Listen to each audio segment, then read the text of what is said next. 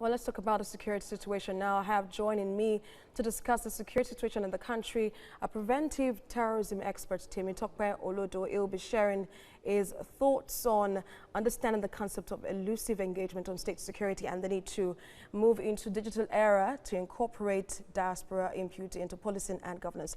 Thank you so much for joining us at this time. A lot of persons have talked about the security situation in Nigeria, and looking at the write-up you put out on elusive engagement in the formation of Amotekun, or should we say the security architecture in Nigeria generally. Help us understand what you mean by elusive engagement. Yeah, actually, I was talking more about the inclusive engagement, because one of the challenges we've had with security is that most of the policing in Nigeria is not policing by consent. It is more of a police force, and we need to move away from there.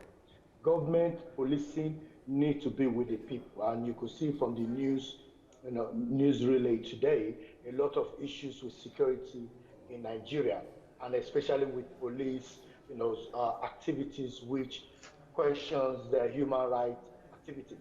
So I'm confident and I'm happy that the Amotekun project, which is more of a regional policing enforcement initiative or intelligence-led initiative, had their public hearing yesterday, and I was pleased that one of our members from the UK, Professor Aliu, was actually in Osun State, giving his voice to that discussion. And it's that kind of community engagement that we need in order to ensure that Amotekun actually represents what we want it to represent. Inclusive security is important in order for us to have community confidence and reassurance in the way we are being policed in Nigeria. One major issue that persons have had with security here in Nigeria is the fact that they're not properly funded. How do you think, a lot of persons are hoping that the Amotekun security outfit would not, go through that same path?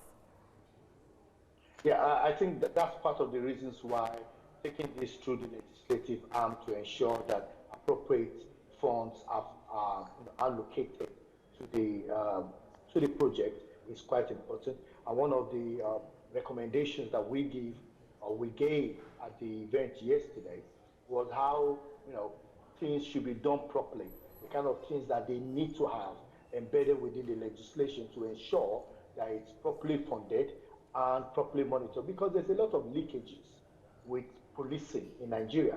Because if a DPO or a state police talks to the people in the community about what they're policing and their capacity, you find out that the community themselves will actually help the police to stop the leakages that they might be having. Because sometimes there's a lot of wastage in the way police are policing the people. And that's the reason why having that community involvement in the way policing is done and the way their budget is being run is quite important, because the money they get, they're using it for the people. And that's the reason why we need to look at the issue of funding, and I think that will be covered in the legislative provisions that will be put in place for the Amotekun Corps.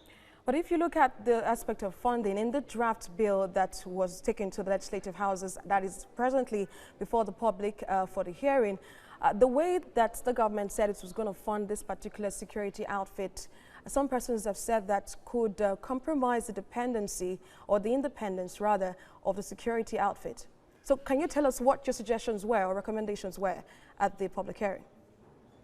One of the things that we've highlighted is the fact that whichever way you look at it, this organization or this institution or body that is being put together needs to be funded by government. So to talk about interference, there would always be that element and concerns from community. But one of the things we've talked about more is the area of governance.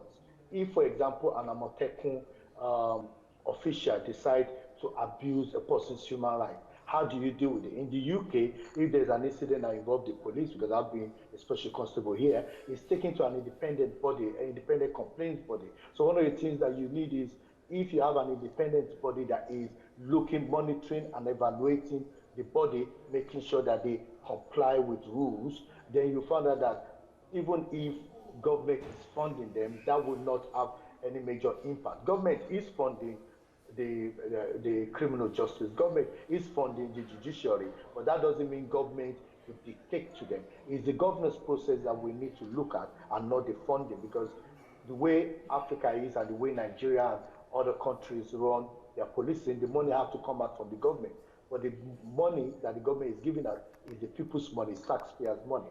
So I'm not really concerned about that, about the funding aspect. I'll be more concerned about the governance structure. Because if the governance structure is right, then there will be no interference in the way they do their work. Preventive terrorism expert Temitope Olodo, thank you so much for joining us on the news.